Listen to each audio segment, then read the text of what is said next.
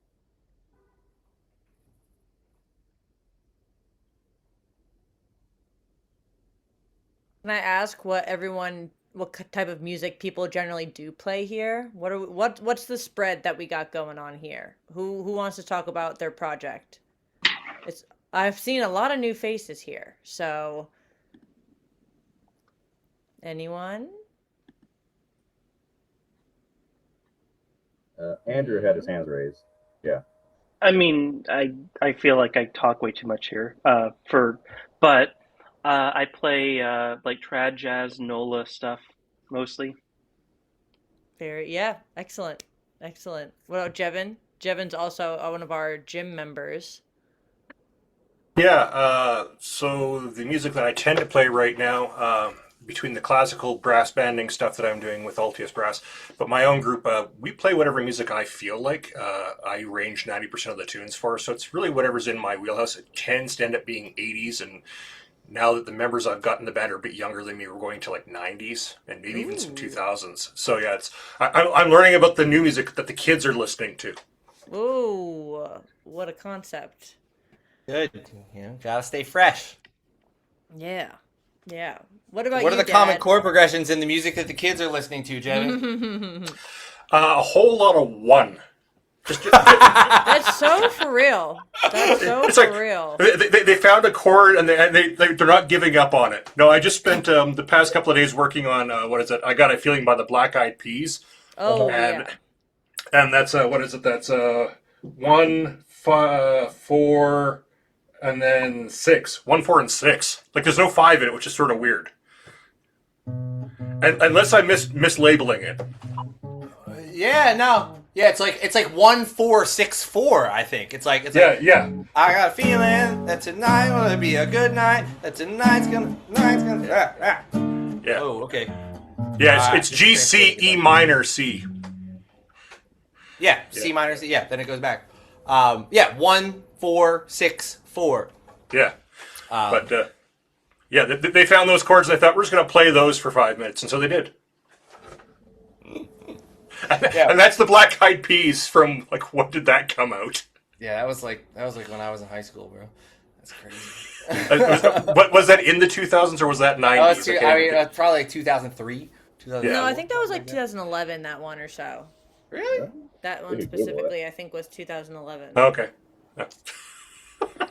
I know because it was one of our like prom songs. When I was going to prom, it was like a perfect going to prom song, obviously. Yeah. Sorry, the liver spots on my hand are breaking out. Just give me a second.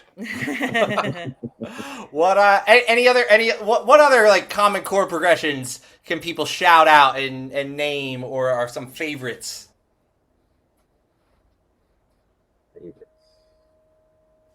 Well, there's also 6-4-1-5, which was the yin to the 1-5-6-4's yang. Wait, 6, 4, 1. Okay, yeah.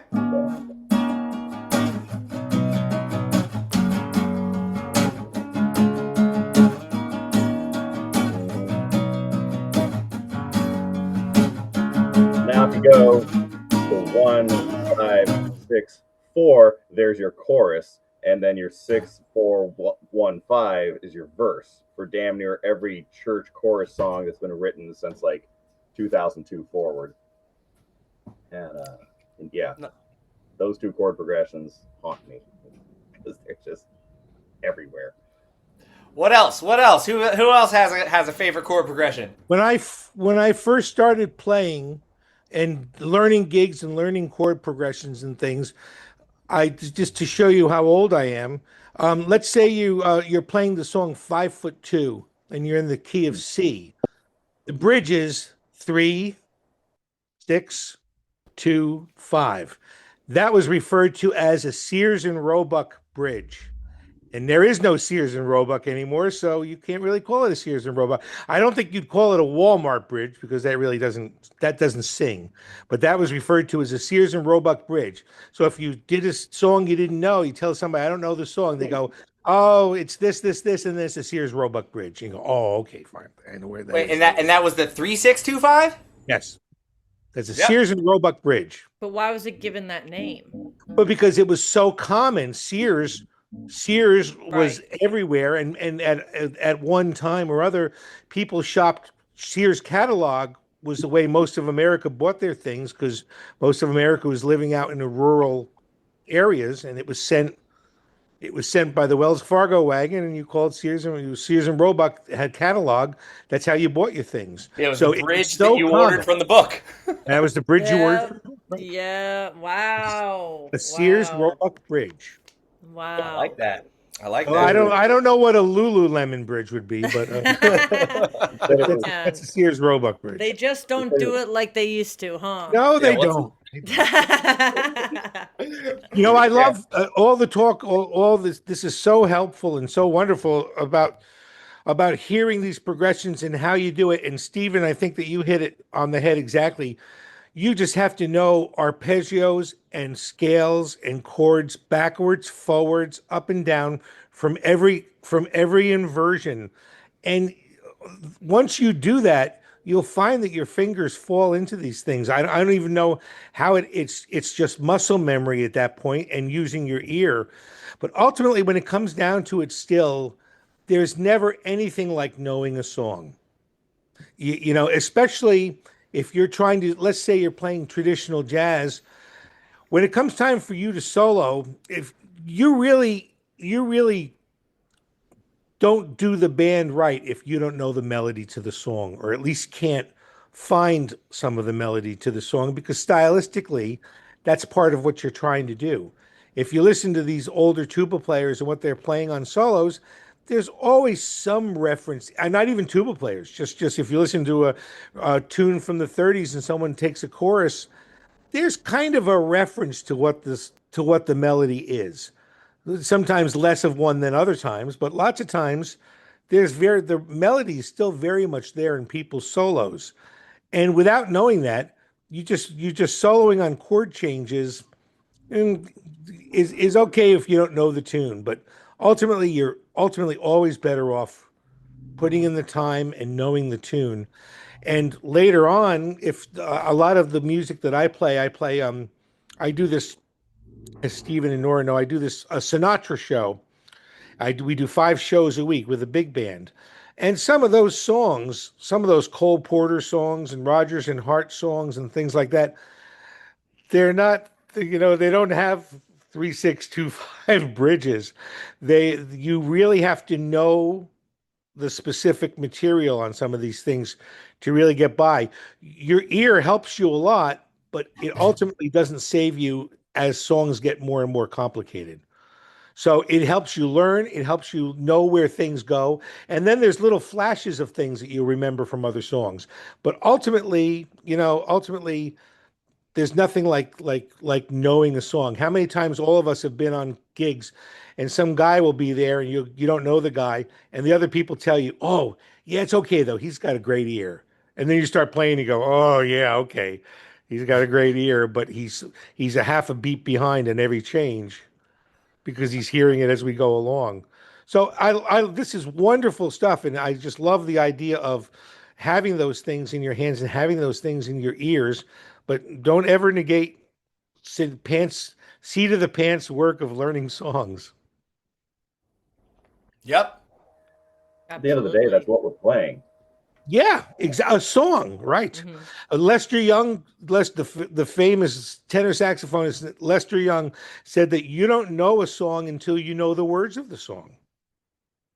Even just knowing the melody, he didn't feel was right. He said you really had to really know what a song was about, you had to know the words. I sing on a lot of gigs, so I'm very conscious of the words and which is actually why I started playing the bass. I had no intention of playing the bass. I was a tuba player playing traditional jazz, but I really liked to sing. And I really had no opportunity to sing playing the tuba on the bottom of the band. And so I got an electric bass and I started learning how to play it. And I was taking some lessons with Sam Palafian, and Sam said, "Don't start playing upright bass." And I said, "Why not?" He said, "Because if you do, that's all you're going to get called for." And you know what? Damn. How many years later? Right. 50 years later, is it? 50 years later, he was. I mean, I still play a lot of tuba, but you know, the bass was, I started the bass because I like to sing, and I like to sing because I like the melodies and I like the words. And I think that has to be incorporated into every bass player's lingo, is what those things are when you're playing songs. No, we can't know every song. That doesn't work. You never know every song. But the better your repertoire is, the stronger the more you bring to a gig. Yeah, and the more tunes you know, the more tunes that you know, like what you're saying. It's like, oh, that one, everything is common except the bridge is different. And so Right. it's like that is really great to just know that, like, oh yeah, this tune, everything is pretty basic, but the, like Keith was saying, but the bridge goes to 3. And you got to just kind of know that little piece about it, and then you can kind of, navigate your way through it. I Yeah. had a wonderful friend of mine who was a great trombone player and a great musician and a great teacher. And he had told me one time, you did a gig with him, if you didn't know the song, he'd say, you'll hear it, and the funny chord is an A flat. I And was you're just gonna playing bring that along up. and you go, yeah, everything's okay. I hear that. Oh my God, what's this next chord? And you go, oh, that's the A flat he was talking about. Hmm. And lots of times it's one weird chord that you can't find. And that was his way of saying, here's it. The funny chord's an A flat, the funny chord's a D flat. You'll hear the rest. And then you kind of go your way through, and then all of a sudden you feel that chord coming up and you go, what is it? Oh, it's the A flat. And you go to that and you're home free. I always think of that because of you, or I always Yeah, remember that story, and I ask if I'm the funny on, chord. if I'm with the trad jazz group I've been busking with. I say like, "Is there a funny chord?" And There they're a like, funny chord? "Oh," If there's a funny chord and you know it, you're then halfway you home. know, yeah. Yep, exactly. I was at a Ren fair last weekend here in Washington, and I had my guitar. I was doing my wandering minstrel thing, and there were some incredible musicians there. I was actually really encouraged. You always at Ren fairs, you always see somebody walking around with a guitar or a lute or something on their back, and half the time it's a costume piece, Hmm. or half the time between that it's, well, I play one or two songs that I know, and then there's that wonderful little category of actual musicians who are also Rennies, and I'm one of those, and I met about a dozen others who were those, and yeah, we had 2 nights in particular. We had this at the end of the festival. We had a shuttle bus come in, and some people that like shuttled in from elsewhere in town. So we'd have like crowds of like 50 people just waiting for the bus. So we had a captive audience, and we captivated them. But but the wonderful thing was, a lot of these folks. There's a couple, Ren Fair standards, if you will, old Irish tunes like Wild Rover and things like that that everybody knows. But yeah, it's one of those wonderful moments where okay, do you know One for the Leaving? And out of a dozen people, one person goes, I think I know that one. And then the rest of the time, you're holding your guitar neck like this, so they can see the chord changes while you're going. But I had to do the thing where we all did the thing where we had to simplify a couple songs. Okay, there is that weird chord, that A flat, but you know what? We're just going to make it a 1-5-6-4, or a 1-4-1-5 this time around, just so we don't get any funky sounds going on.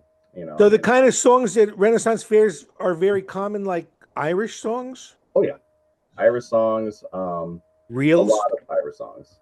Um, I even played a country gig this weekend that had reels, and the guy was doing, of course, everything in G. And Gee, and every reel was almost the same except for one little part or two. And he would do little medleys of like three or four reels at a time. And after a while, your head was spinning as to mhm, which one am I on now? mhm. You're never quite sure. Yeah. If you're playing G, C, or D, or occasionally E minor, you're usually in the clear as a guitarist or a bassist, Right. but you still, it's like you were talking about songs. At the end of the day, if you know the song, the Oh, best feeling in the world is when you shout out "Star of the County Down" and everybody, boom, yes, "Star of the County Down," hell yes, we know that in the key of G. Here we go, bam, and everybody's singing along, and yeah, he called that and I knew it, so I was okay. yeah, and yeah. So the more songs you know, the better. At the end of the day, you can talk scales, theories, all that, all you want, but it's songs. We are all playing Absolutely. songs. Absolutely right. At the end of the day, any bass player on any gig, especially a tuba bass player, but really any bass player, is judged by literally the number of songs that they can play at the drop of a hat in any key. You know, it really is. That is the most like, outside of like, yeah, you got to have good time, you got to have good ears and all that kind of stuff. Like, for you to like truly be valuable, just knowing a ton of tunes is the way. And one of the best ways to know a ton of tunes is to not take up too much brain space to do it. So like, yeah, if you're it's interesting. I think like Brian alluded to this and Keith alluded to it, that like at a certain point you don't have to think about the songs as much anymore. You know, like you just kind of do it. Like, it becomes second nature. But in order for it to become second nature, it takes a lot of time and practice forcing your way through it, or on actual gigs just doing it until it really just becomes like, oh yeah, I don't have to think about this anymore. The ears and the fingers are just kind of working and making it happen. But yeah, one of the big things to do is get these common chord progressions in your ears. Figure out, be like if you can listen to a chorus of a song and just after one thing be like, boom, that's 1-4-1-5. Boom, that's 1-6-2-5. It takes so much less energy to learn a song. Just straight up, it just does. Like, you don't have to be like plodding through every single one. If you can just zoom out, go bird's eye on it and be like, cool, 1-6-2-5, 3-6-2-5, 1-4-5, boom, done. Song's over. It is a very efficient way of getting this stuff under your fingers. For those of you who aren't used to doing gigs, or maybe haven't done many gigs, or are just getting started doing gigs, another piece of advice that I would give is, don't be afraid to say you don't know a song. Don't say someone calls a song and you sit there and go, oh my God, I don't know it. Okay, yeah, go ahead. You don't have to. No one knows every song, especially when you're starting out. You can't know the repertoire like somebody who's been doing it for years. Don't be afraid to say you don't know it. It's much more annoying to me when someone says, yeah, sure, go ahead, and you start playing it and it's obvious they have no idea what they're doing. Just say you don't know it and maybe have a suggestion for a tune you're comfortable with. Say, I really don't know that one. How about this one? Raise your hand if you've ever said you knew a tune on a gig, and then halfway through the tune you were like, I don't know this tune, and you crashed and burned. Oh! Brett's never done it. He's really good. He doesn't make many years ago. I was playing. I used to play for a guy who was a famous society band leader. His name was Lester Lannon. And Lester Lannon had bands all over the country, all over the world playing. He would play for the Queen of England. I did gigs for him all over the country, flying around. And the band leader said, "Okay, we're going to do Tonight from West Side Story." And I'm like, "Oh, tonight, ba ba ba ba ba." Okay, all right. We started playing it, and we got about to the 9th bar of the tune, and I was like, "Oh no, what do I do now?" I really stepped on something. So that's harder than you think. That song. It's really it's hard. That's one of those, you think it's easy, and then you go into it and you're like, oh, because no. You know the beginning of it. So you see like, oh yeah, I've got, and then like a third of the way in, you go, oh, it's changing keys. It's all over the place.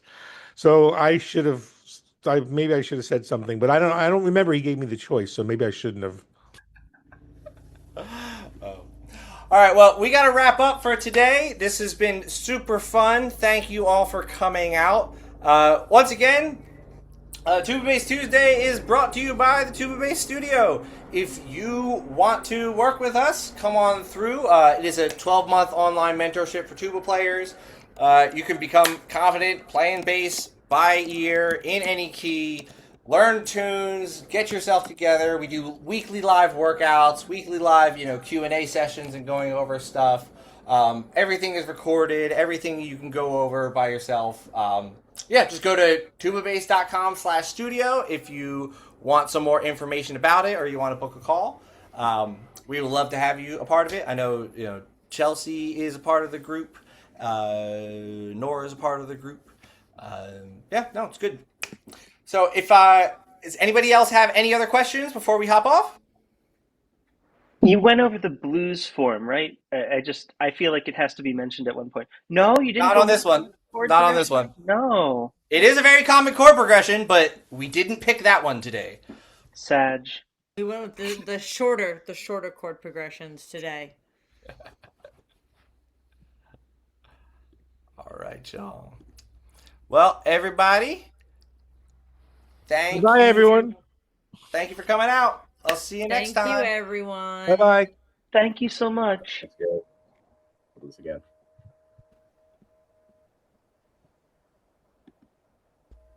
If anybody wants to hang, you can.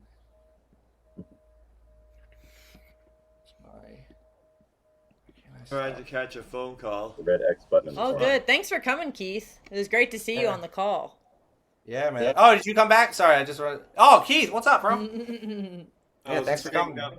It was really great to I wanted to say hi to your dad there because I missed him when I was in New York in March. So that's yeah. wow. He just hopped off. We'll tell him to come back. Yeah, no, y'all. It was cool. It's cool having both of you on. That's super fun. Well, Brett, what's going on, man? What you doing? I just got through cleaning up my food truck. I got an event tonight, so I just called in for the last 20 minutes. Hell yeah! How's that food truck going? You're doing like the Sloppy Joe thing? Yeah. So it's all gourmet sloppy joes and loaded tater tots. It's going pretty well. I just opened up a food truck park right down the street in my city. So got food trucks pretty much every day coming through, live music, doing the whole thing. So killing. Yeah, it's been fun. It's something I didn't think that I would like this much because it's kind of like food service, but I get to make the rules. But, it is.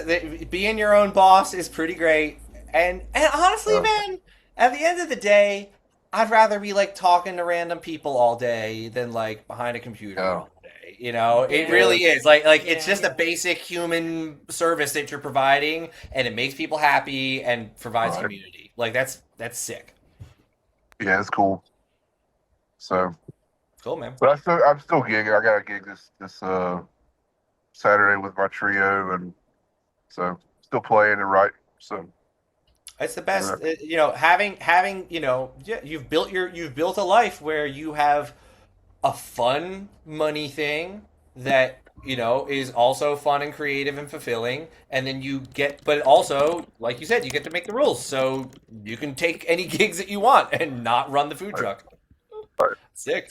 No, that's great. That's like one of the biggest things that I try and get like all my students to do is like set up their life for flexibility.